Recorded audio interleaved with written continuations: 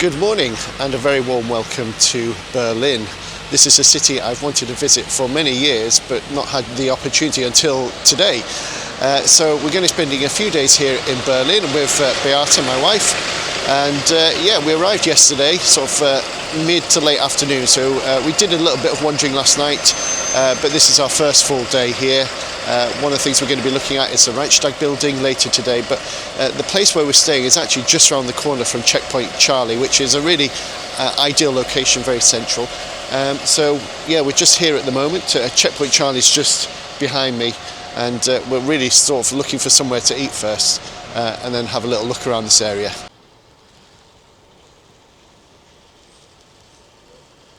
So this is where we're staying, the Mondrian Suites.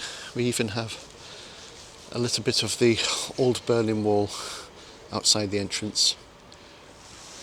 Our room is actually on the other side of this building, so these rooms here get a view onto this little park, which unfortunately we don't have. So this is where we're spending 4 nights, and not a bad space. Double bed, little suite, place to sit.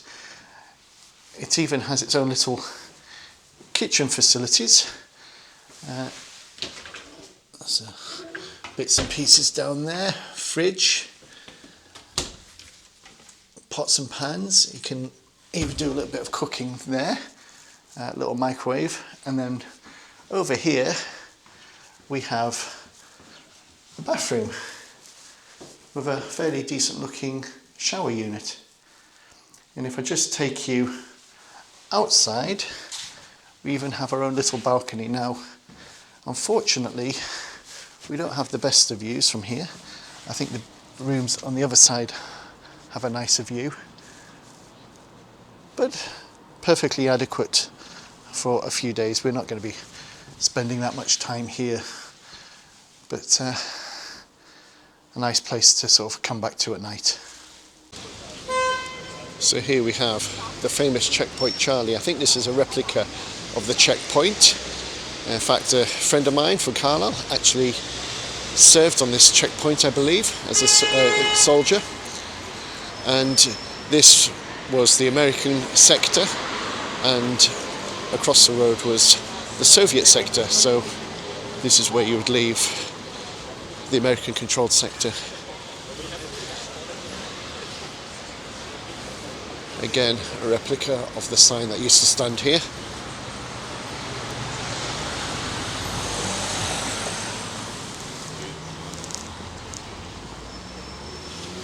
As you can see,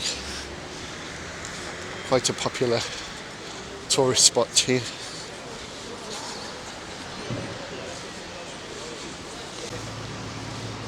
So there we have a picture of the American soldier, and if I go the other side you see the Soviet soldier.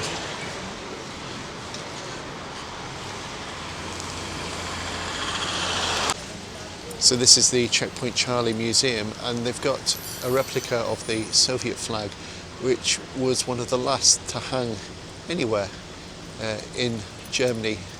It hung until May 1994, and apparently the original flag is in this museum. This is just the replica. Unsurprisingly, Checkpoint Charlie is a very popular visitor location. It has mixed reviews online, actually. Not everyone likes it. Also quite a few souvenir shops around. I also looked up the review of the Checkpoint Charlie Museum, which has very mixed reviews.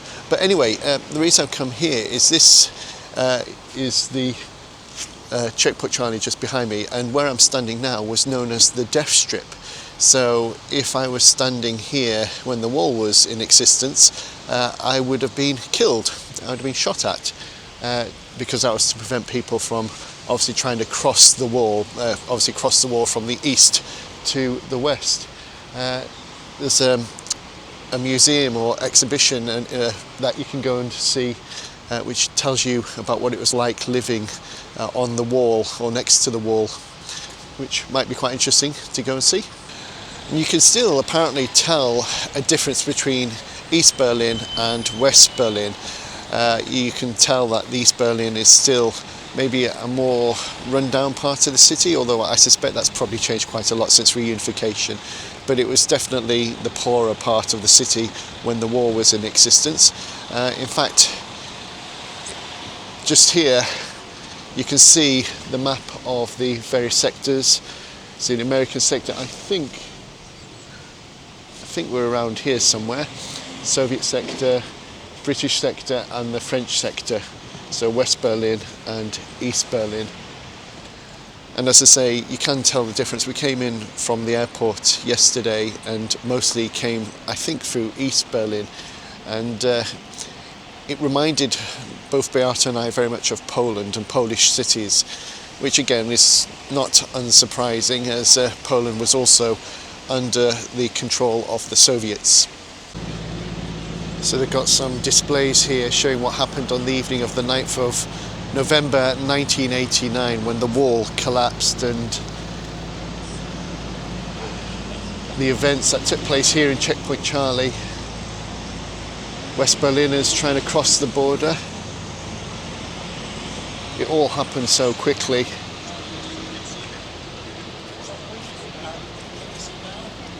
Extraordinary events which I do remember. Although I was a child, 12 years old I think, 1989. We're not going into the museum here, but they've got a really interesting display board detailing the history of Checkpoint Charlie. So here on this map you can see the outline of the wall, West Berlin and East Berlin, and of course West Berlin was cut off from West Germany. So presumably people would have to fly in and out, I imagine. So that's a good view of the border crossing. Let's see where we're standing. Checkpoint Charlie just up there on the wall. So you can see the change in the borders from 1949 to 1990 in the reunified Germany. So this is a photo of a standoff between American and Soviet tanks in 1961.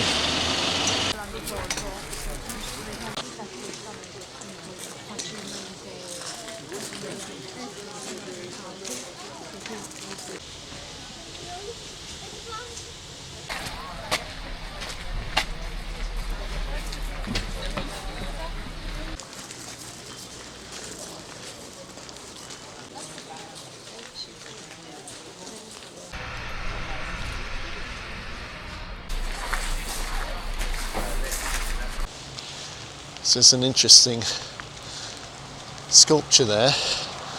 I wonder if there used to be a church there, and that's what it symbolises. So I've just come over to have a closer look, and it says, "For those who hope." But as I say, it looks like the shape of an old church. Unfortunately, the weather's not that great. It's raining at the moment. Ironically, I think if we'd stayed in Britain, we'd have had better weather this week. So we've just come across this parking lot full of old Trabants.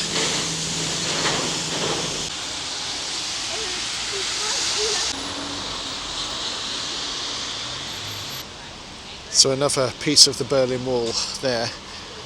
But over here is one of the largest remaining sections of the Berlin Wall, because most of the Berlin Wall has been removed. So we're just going to have a closer look at that.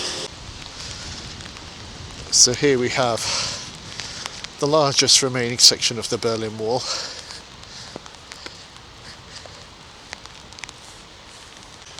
So one of the things Beata was telling me was that life in East Berlin was a lot easier than life was for people living in Poland under the communist regime, because East Berlin was the window for the West onto Soviet Union. So as tough as life was for the East Berliners, it was a lot harder for those living in Poland. And first time my wife left Poland, travelled to France, she remembered stopping at a shop on the motorway and was just overwhelmed at just the sheer volume of stuff that they had for sale, because they simply didn't have things like that in Poland. And she was saying that her grandmother would have to queue overnight when she went shopping, even just to buy basic things like meat. So yeah, really tough life. So here we have the Brandenburg Gate. When the wall was here, Brandenburg Gate was in no man's land.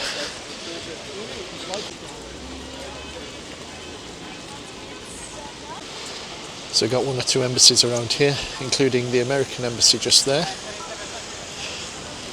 And on the other side, the French embassy. And as you can see, the weather's pretty miserable today. Not the best weather for exploring the city. So heading now to the Reichstag, the German Parliament building.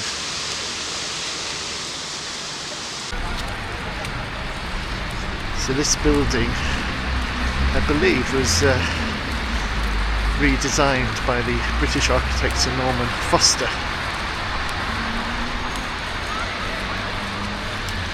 And I think it was redesigned and became the German Parliament building when Germany was reunified, because the capital of West Germany was in the German city Bonn. So you've got the TV tower in the distance. I think that's a museum. And the building over here, I believe, is something to do with German government buildings. And then the Reichstag building. So we're booked to go up the dome of the Reichstag building. It's free to enter, but you do need to pre-book. So we booked, I don't know, a few weeks ago, I think. And we're just going to the security checkpoint. And I believe you normally get some quite nice views from the top there, although unfortunately today the weather is far from ideal, so I'm not sure how much we'll see. But anyway, that's what we're off to do now.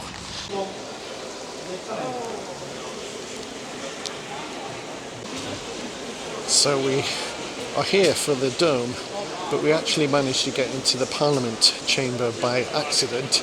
Somehow joined a French tour, and the guide very kindly showed us into the main debating chamber and gave us a little bit of information about it. One thing that struck me is that the public viewing gallery is very close to where the MPs sit. There's no barrier between the public and the MPs, unlike the British Parliament. You weren't able to film in there, but I was allowed to take a photo.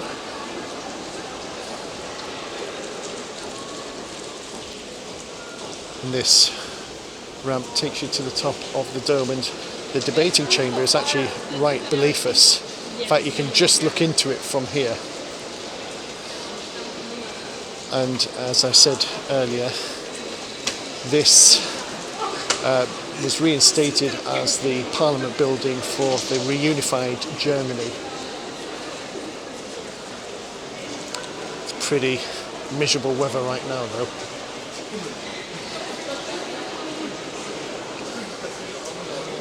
There's some guys cleaning the dome.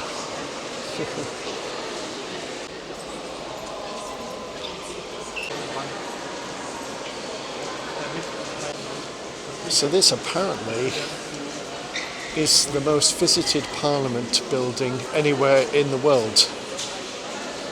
Has 3 million visitors a year. Well, the forecast did say it was going to be heavy rain this afternoon. They weren't lying.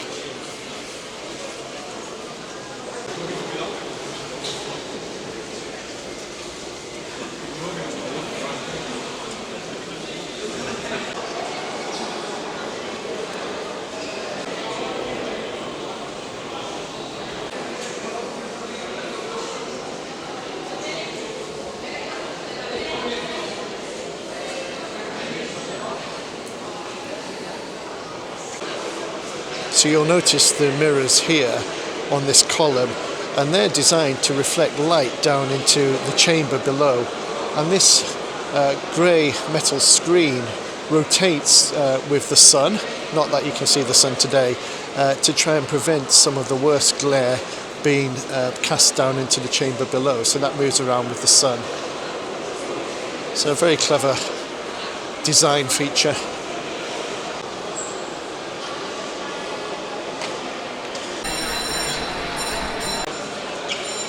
I feel for these guys having to work outside on weather like today.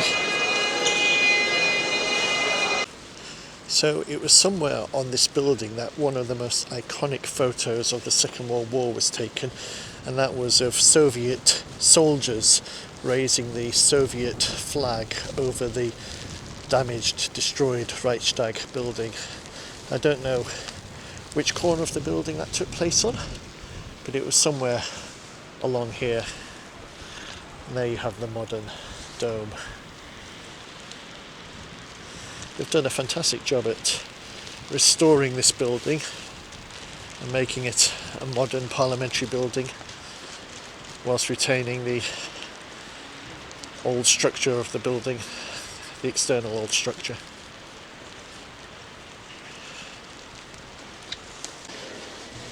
Well, if you're visiting Berlin, I definitely recommend visiting the Reichstag building and getting your tickets to go up the dome. Hopefully you might get a better day than I've had, because the views from here are really fascinating, and you do get an audio guide, free audio guide, as you go up the dome, so it tells you a bit about the history of the building and tells you what you're looking at as you view the skyline of Berlin.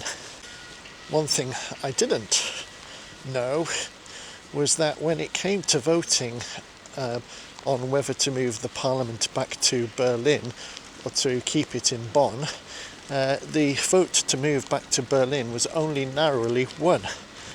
So potentially the parliament might have remained in Bonn.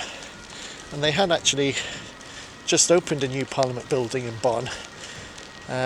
So obviously invested quite a bit of money. And over there you've got the TV tower, which apparently is the tallest structure in Europe, and you can't actually see half of it because it's in the cloud.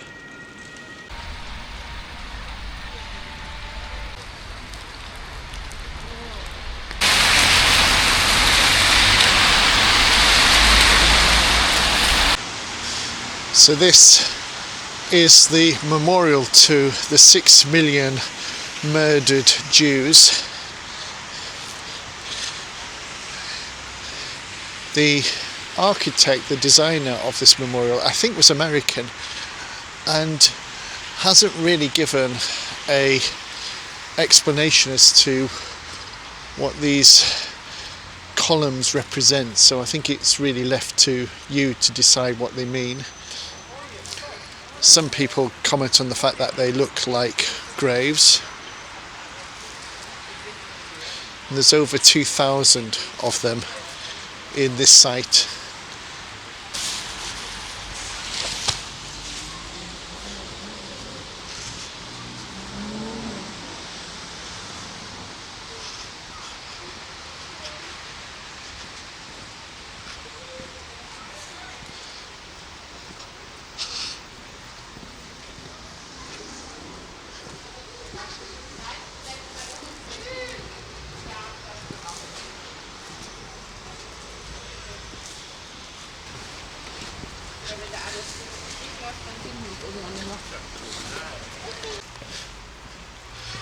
There's no markings on any of these columns, they're just plain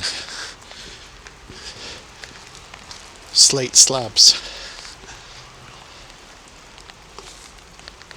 And I think it was deliberate to allow people to add their own interpretation onto what they mean and represent. if you are planning to visit this memorial to the murdered Jews of Europe, then I do highly recommend you visit the information centre, which is actually beneath this memorial. It's free to enter. You can get an audio guide if you want for a few euros, but it has an extensive display about what happened to the Jews across Europe. Also some personal stories of families, what happened to them during the Holocaust. It's really powerful.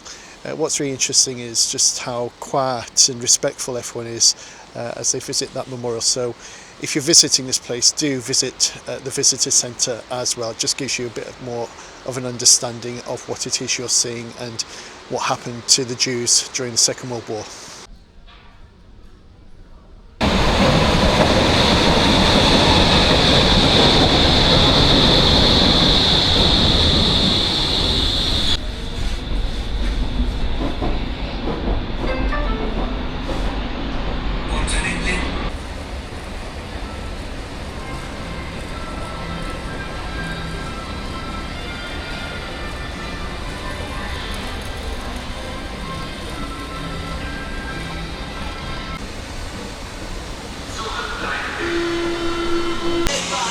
So when in Berlin, you have to try the Currywurst sausage and fries, see what this is like. Okay, so it's got ketchup and curry powder on. Okay, yeah. I quite like that. It's nice. And the fries. That's good. Maybe not the most sophisticated food in the world, but tasty. So here we are walking along one of the largest remaining stretches of original Berlin Wall. I think it's called the East Side Gallery, I think.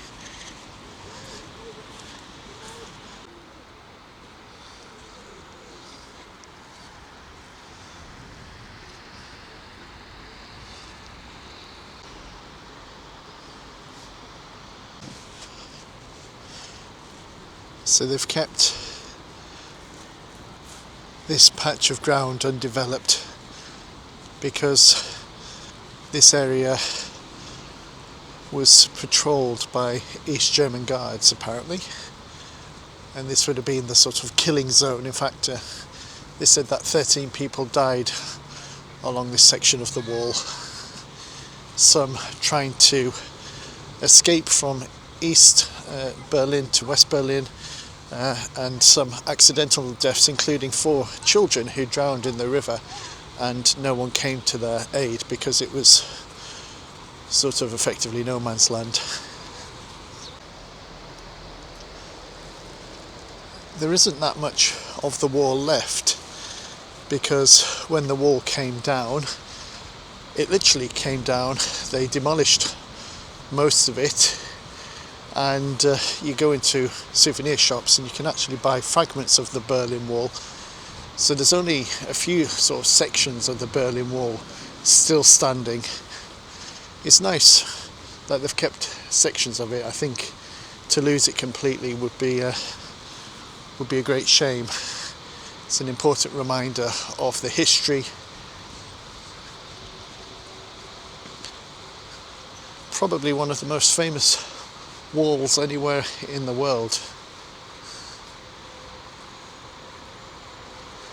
However, having visited the West Bank not that long ago, the security barrier, or partition barrier as some call it, is much larger than the Berlin Wall.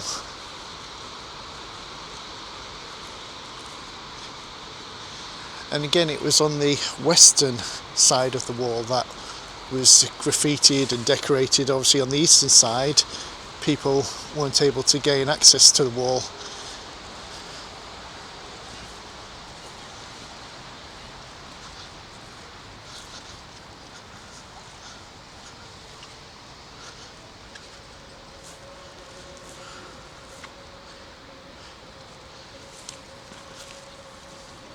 And here we have a view down to the river. It's nice to see some blue sky finally. Forecast for tomorrow is a bit more encouraging. So the wall is actually longer than I realised. It stretches all the way down there.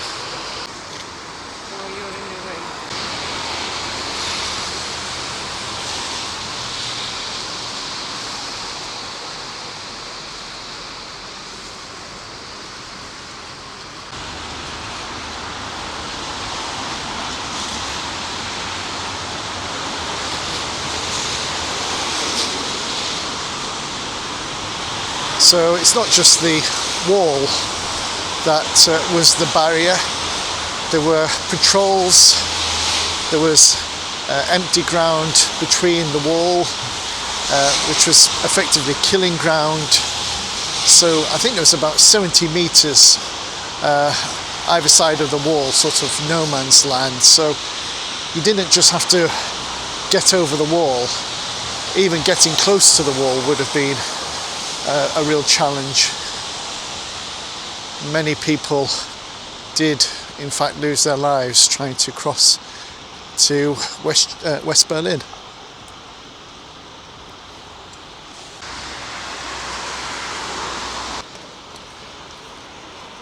Some really interesting pieces of artwork here. Again, that shows you, in fact, two walls, a person trying to climb over them. And there are information boards with QR codes that you can scan for further information if you want.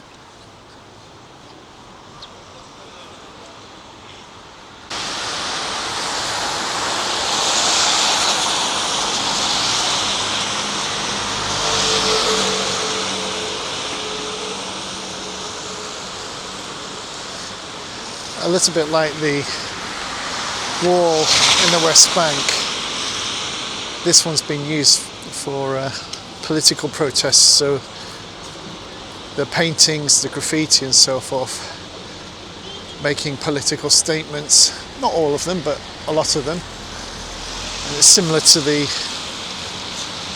West Bank security barrier.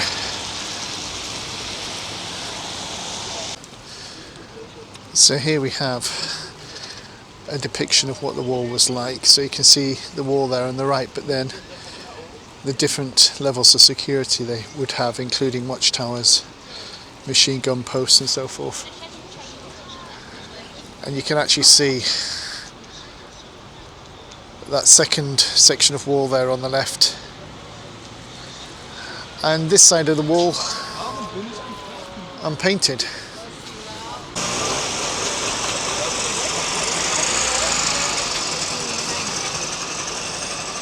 The old Trabants. You can certainly smell them. So apparently there were about 106 artists, I think, who were given permission to paint murals on this wall, I think by the former East German government. And so a lot of these murals depict people's hopes and dreams for the future.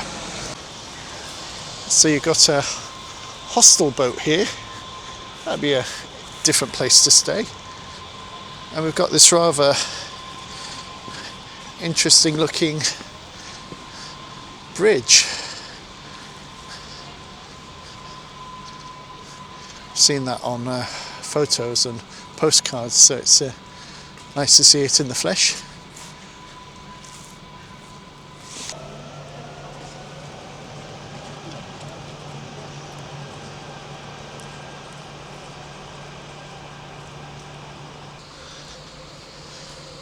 It's a really fascinating railway bridge, this.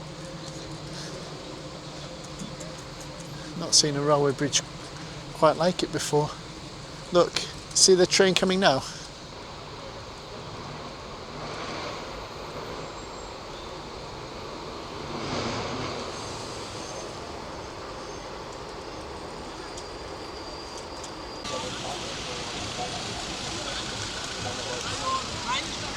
So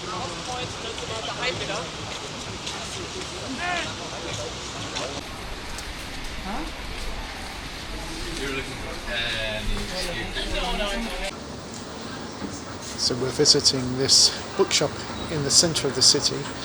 It's open till midnight apparently.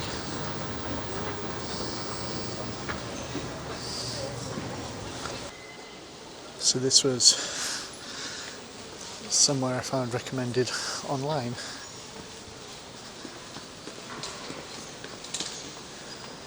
There's something to do in Berlin at night.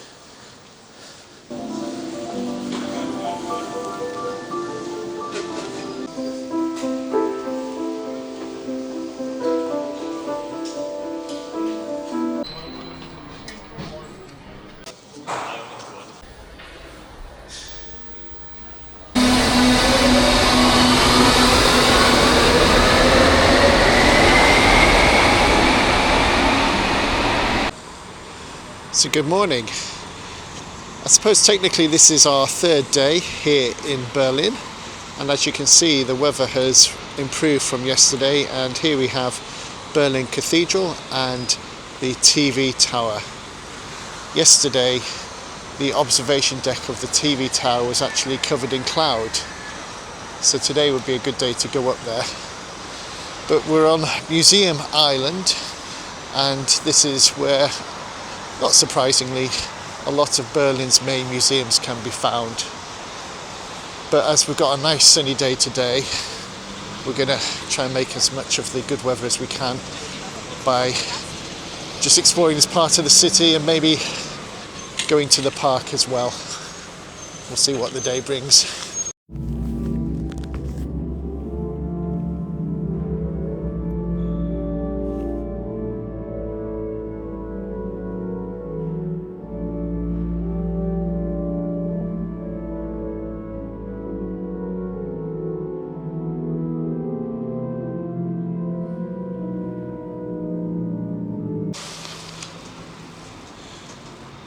So one thing the entrance fee to Berlin Cathedral allows you to do is to climb up the dome, which I wasn't expecting, and you get some pretty good views of the city from here.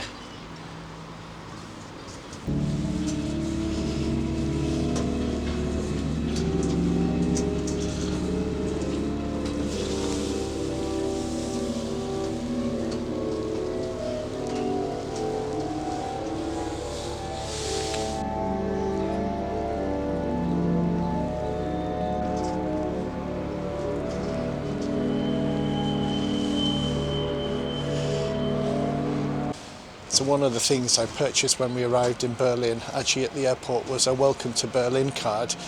That gives you access to public transport, so you don't have to pay any extra. But it also gives you discount entering a number of the most popular attractions here in Berlin. That includes the cathedral. So I paid €7 rather than €10 for my admission, so 30% saving. One of the interesting things about transport also here in Berlin is that unlike the London Underground or the Paris Metro, where you need a travel card or you need to tap on and tap off, they don't use that. They don't have any barriers here in the public transport in Berlin. Instead, you just have to have proof that you've purchased a ticket, and you may be stopped. You may be asked to show that you have proof of a ticket, but this is, as I say, our third day here, and we've not been asked to show proof that we've actually purchased a ticket for travel, so that's a little bit different. But if you're coming to Berlin, it might be worth checking out the Welcome to Berlin card, as it could potentially save you quite a bit of money, especially if you're planning to visit some of the attractions.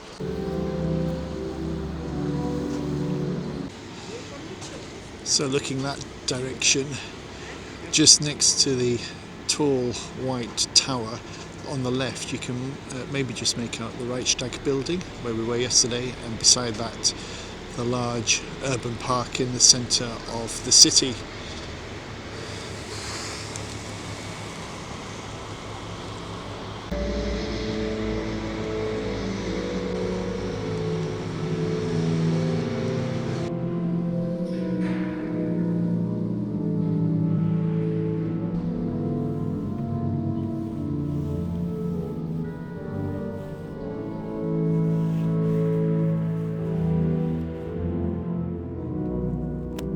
cathedral was constructed in 1905 by Emperor Wilhelm II.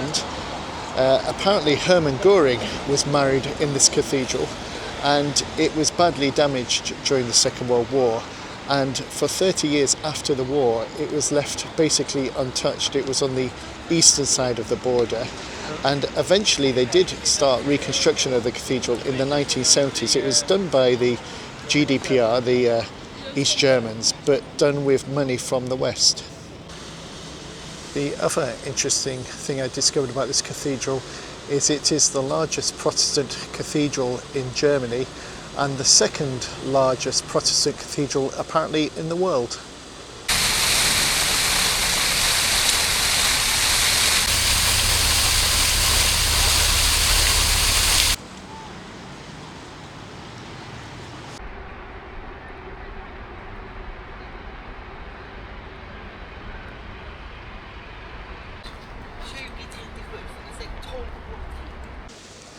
So it's interesting to see signs of damage presumably caused during the Second World War.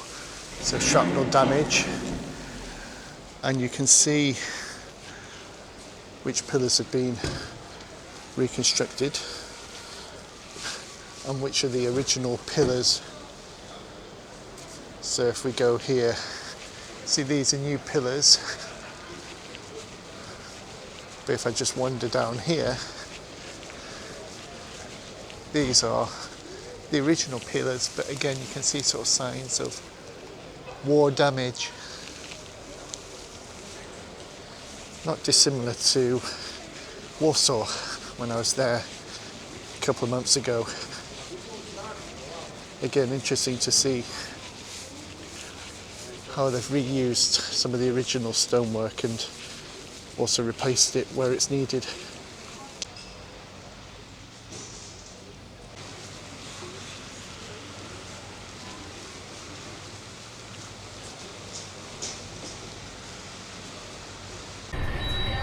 So this gives you a good indication of all the shrapnel damage, bullet holes. This would have been a place of fierce fighting.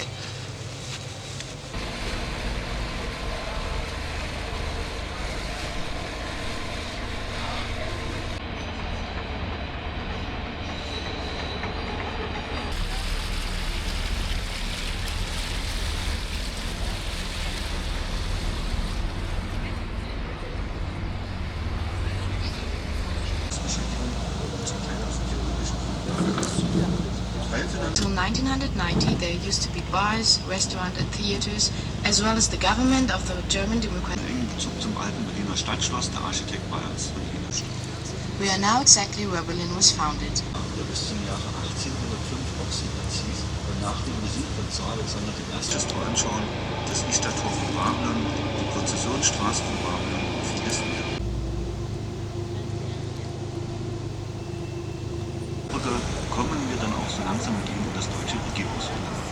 Right now we are underpassing the tracks of the train station Friedrichstraße, which had been a checkpoint for das sogenannte Band des Bundes geschaffen. Allgemein gesehen ist das ein künstlerisch-politisch verbindendes Element zwischen den beiden ehemaligen Städten. Sie finden diese Parlamentsbibliothek hinter diesem Gebäude. Wir unterqueren also gleich mit Ihnen einen Brückenschlag. By underpassing the Marshall Bridge, we drove into the government quarter, which was designed by the architects Axel Schultes and Charlotte Frank. The ribbon of the Federation is a linkage of government buildings, including two bridges over the River Spree. One of them constitutes. The building on your right-hand side is the house of the Federal Press Conference.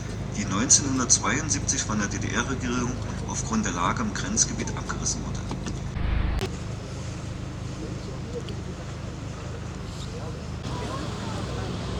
So that's Berlin's main railway station. Brand new building.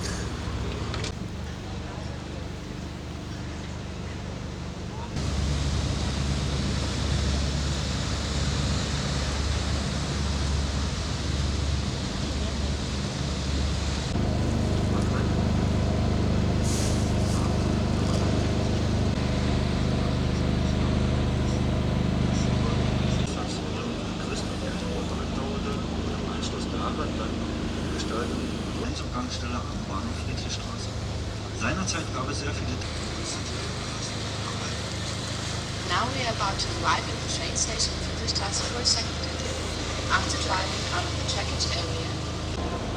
So this building here was the West German embassy when Germany was divided. So that was in the eastern part of Berlin, but it was the West German embassy.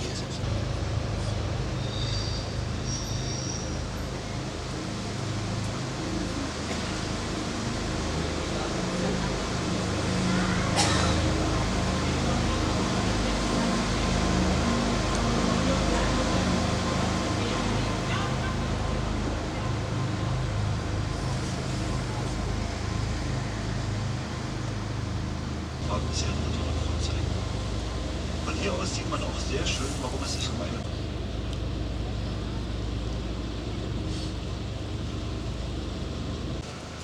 So we've just taken an hour's cruise on this boat along the river. It's a different way of seeing the city. Certainly recommended.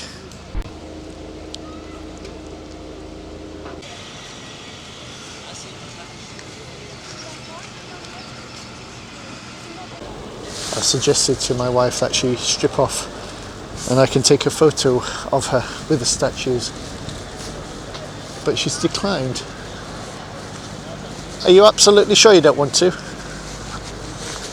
think I'll take that as a no.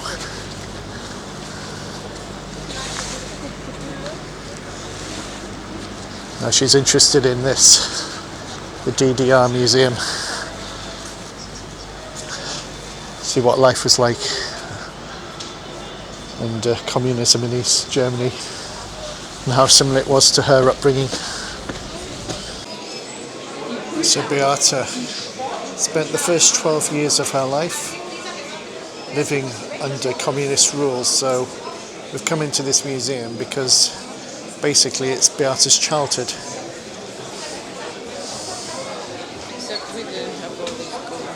Except you didn't have all these goods, no.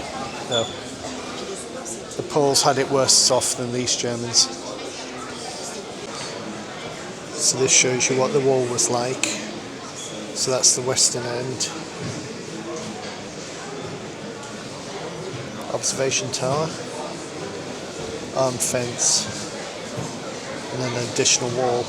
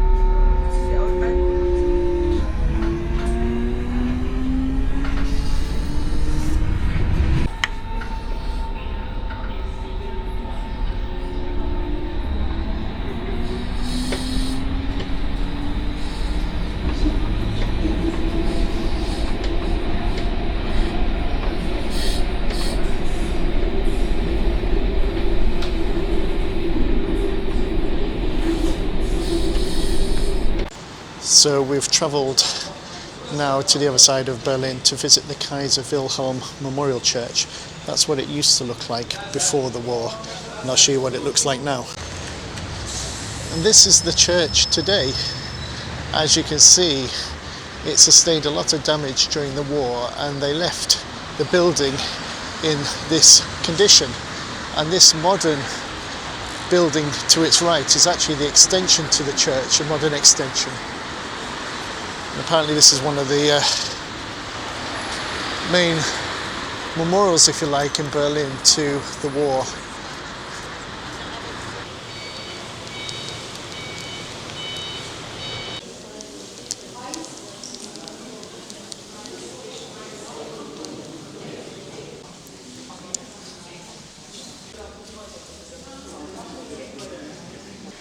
So here we have a photo of what the church used to look like, but what's really interesting for me is that this church has got links with the Confessing Church movement, which was a Christian opposition to Hitler. And this man, Gerhard Jacobi, was an important person in the Confessing Church movement, and he was pastor of this church. And one of my personal heroes is a theologian called Dietrich Bonhoeffer. He was one of the key figures in the Confessing Church movement. So interesting to see the link between the Confessing Church movement and this church. And here are photos of what the church looked like as a result of the Second World War and the destruction caused. This is the modern church building, completed in the 1960s.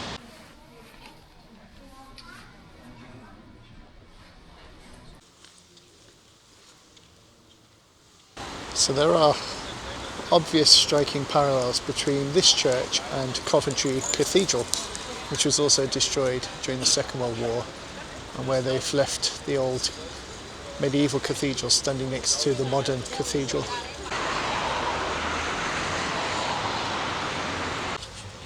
So this is the Topography of Terror, and we were here briefly yesterday, but then moved on to a different location. But this museum is built on the site of the former Gestapo headquarters, and it's now a museum to that dark period of Germany's history. Now, the reason we came here yesterday was actually to see the Berlin Wall, and it has one of the largest remaining sections of the Berlin Wall here. What we hadn't appreciated was that it's also a museum, which is free to go into as well. So here we have one of the few remaining sections of the Berlin Wall left in the city. The sign I'm standing on is what was the eastern side, East Berlin. If I go just over here, this was West Berlin. The reason I can tell that is because of the way the wall is designed. See the base of the wall there? That would have been facing the eastern side, and it's now a monument. But what they've also done is they've retained it as it was. So as you can see, there's been holes and where people have been chipping away at it with sledgehammers and axes and so forth after the fall of the Berlin Wall. So they've retained it as it was. Anyway, we'll go and have a closer look. This museum is actually open till 8 p.m. And one of the things I will give credit to is that across the city you have a lot of museums that reflect on the history of what happened under the Nazis. So they're not trying to bury it or hide it. They're trying to learn from it and educate future generations. So a lot of the western side of the Berlin Wall had graffiti on it, but because people obviously attacking this wall when the Berlin Wall fell, a lot of the graffiti that would have been on this wall has been removed. You can buy little fragments of the Berlin Wall in a lot of gift shops.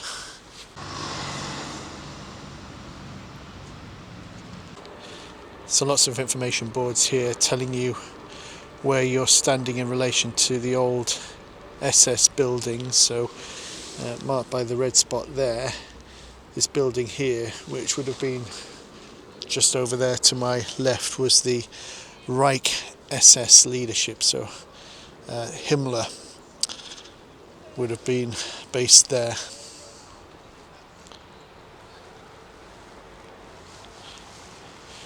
And again, here's a picture of what it was like 1945, 1946 at the end of the war. And it was said that the building was in a condition that it could have been restored if they wanted, but they felt it was better to destroy it for understandable reasons. There are lots of places in the world that you can visit that have a very dark history, but this particular location surely has to be sort of up there in terms of a place that has so much evil associated with it.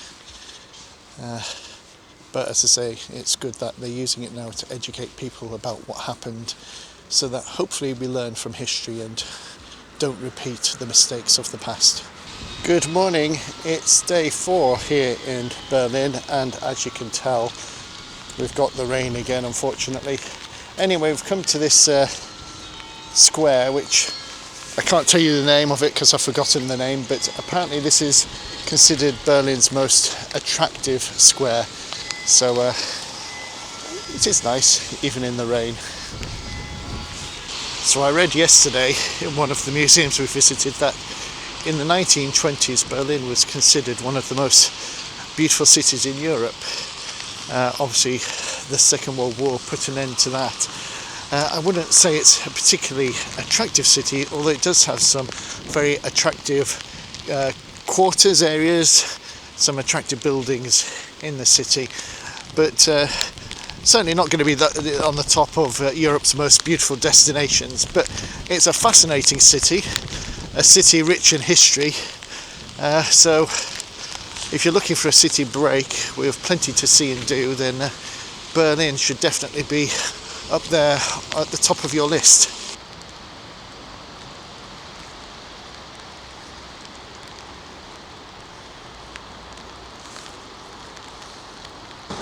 So on my right is Museum Island, so called because it is on an island. We've got this river here, and on the other side of the island is the Spree. Now I don't know if this is also the Spree or just a different river, but anyway, it is an island.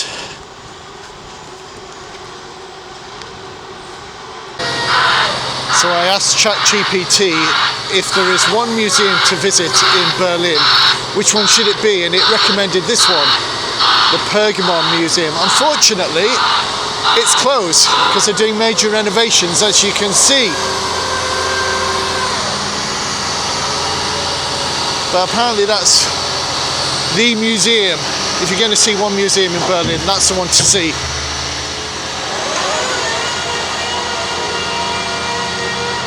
And it's a real shame. We were looking forward to going there. But they do have a panorama museum, which I think is a panorama of ancient civilizations, which apparently is very good. So that's where we're heading to now. So this is the one we're going to see instead, which apparently comes quite highly recommended on the internet.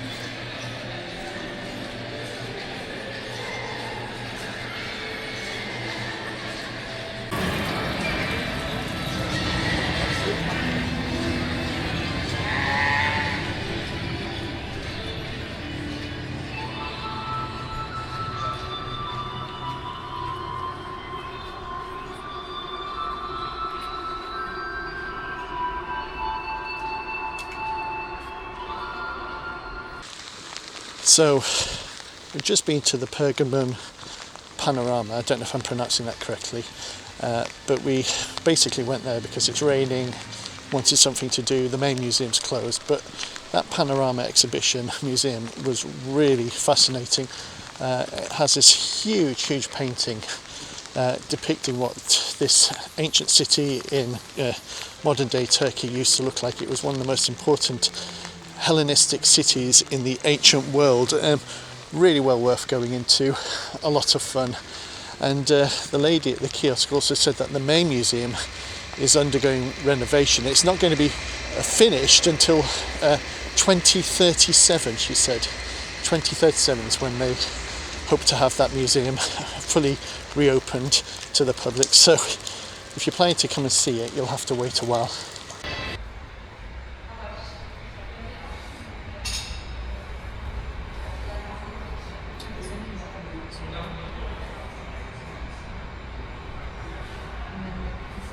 The other thing that museum's all about is all about the Pergamon altar, which was considered by the ancient Romans to be the 8th wonder of the world. So I have to confess, it wasn't something I knew about, but really worth checking out. So this is an important building here in Berlin. It's the Central Synagogue, partially reconstructed after the war.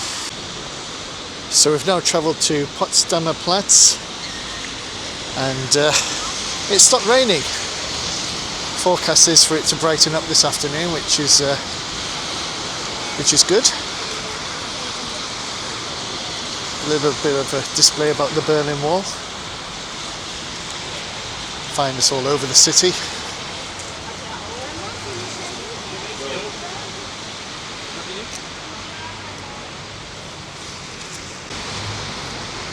Got a good photo there of the Brandenburg Gate, which was between East and West Berlin. It was sort of no man's land. So this red brick here in the street marks the outline of the Berlin Wall, and you can see fragments of the Berlin Wall there. So it used to run right through the centre of this street. So one of the reasons for coming here was to visit this place. It used to be called the Sony Centre, but rather striking architecture.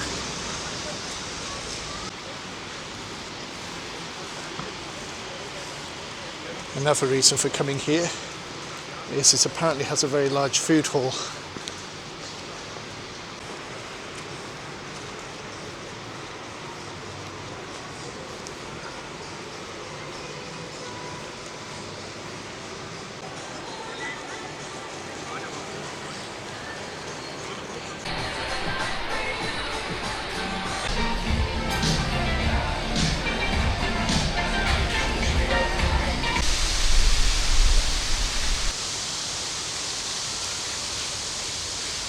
So we're now walking through the Tiergarten, which is the central park here in Berlin, 210 hectares in size.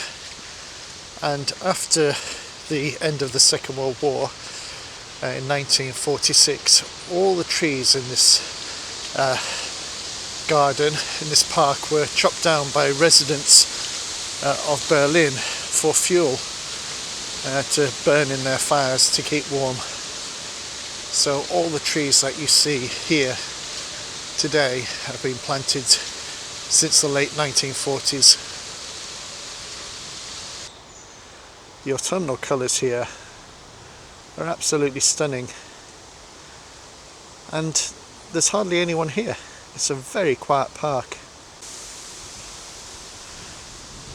I suppose this is the equivalent of New York's Central Park.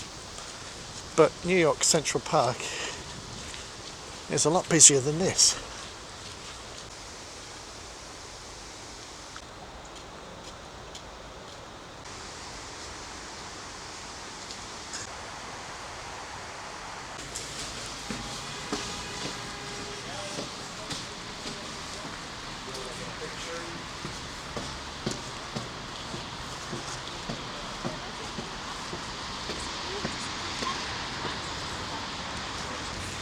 So in the centre of the Tiergarten we have the Victory Monument, and this was originally constructed to celebrate the Prussian victory over the Danish in the Prussian-Danish War.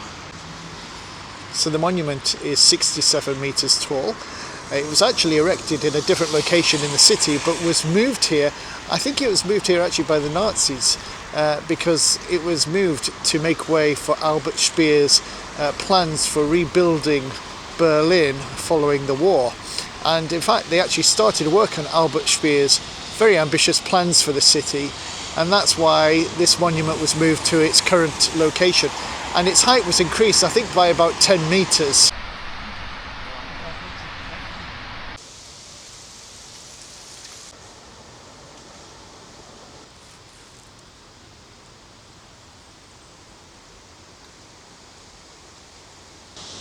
If you're looking for an escape from the busyness of the city, this is a lovely little spot to come to. Another big attraction here is Berlin Zoo, which actually occupies part of this Tiergarten. I believe Berlin Zoo is one of the largest zoos in Europe and a very popular visitor destination. So around Berlin you spot these pipes in various different locations, sometimes painted purple or blue, and apparently they are designed to remove groundwater because Berlin is built on very wet ground, and to prevent buildings from sinking they pump out the excess groundwater, and so these are temporary measures to deal with the groundwater problem. So this is the very impressive modern central station here in Berlin. So this station was opened in 2006 and it's on multiple layers, so we've just come in off there. If I look down there you can just see trains way below us.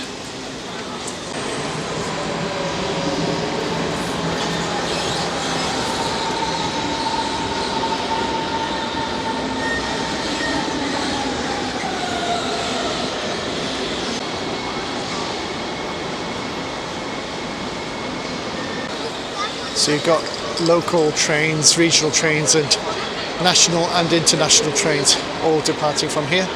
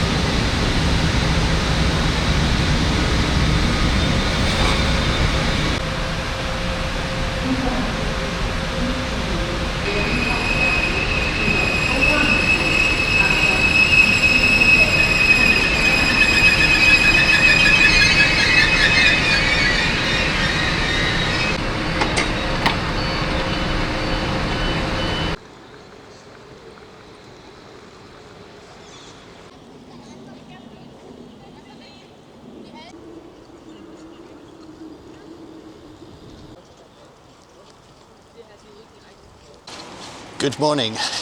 It's my final morning here in Berlin. Later this morning I'll be catching a train to Poland. I think that'll be my first international train journey, oh gosh, for many years.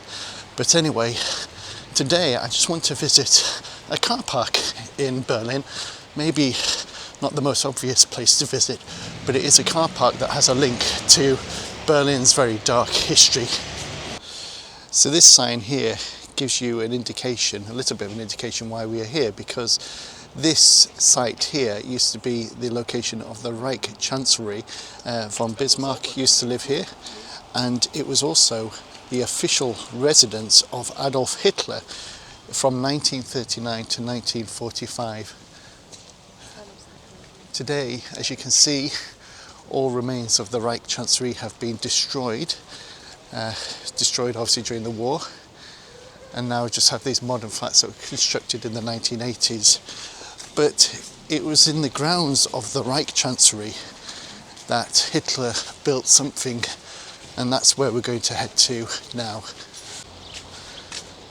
And here we are. This is the location I was planning to visit. Now you may wonder, why on earth would I want to come and see this car park? But this was on the back of the Reich Chancellery, and it was on this site that Hitler built his bunker and where Hitler spent his final days. And it was here on the 30th of April 1945 that Hitler committed suicide and the war in Europe came to an end. Now, as you can see, there's no evidence, no signs of the bunker here today, possibly under the ground maybe, but it was here on this location, and in many ways you could say it's fitting that there is no sign of the bunker here, that it's being used for something as banal and mundane as a car park. But there is a display board with quite a lot of information here about the bunker, and you can see a map of what the bunker used to look like. It was also in the bunker that Magda Goebbels, the wife of Joseph Goebbels, the Nazi propaganda minister, killed her children who were sheltering in this bunker, and then Magda Goebbels and Goebbels committed suicide. You could argue that the Goebbels children were innocent victims in all of this, as they were very young and not responsible for the crimes of their parents, particularly their father. But today it's just a car park. They destroyed it because they didn't want it to become a shrine to Hitler. And in fact, we're very close to the memorial to the murdered Jews, and it's highly symbolic and important that that memorial to the murdered Jews of Europe is just literally meters away from this site. In fact, I'll just wander over there because that's probably a fitting place to conclude this video. When I was there the other day, I had no idea how close I was to Hitler's former bunker. So here we are, just meters away from the site of Adolf Hitler's bunker, the memorial to the more than 6 million people, mostly Jews, murdered by Hitler and the Nazis. And it's important that we come here and remember all the victims of the Holocaust, the devastation it wrought on Europe, the millions of people that died. I think over 55 million people killed in the war.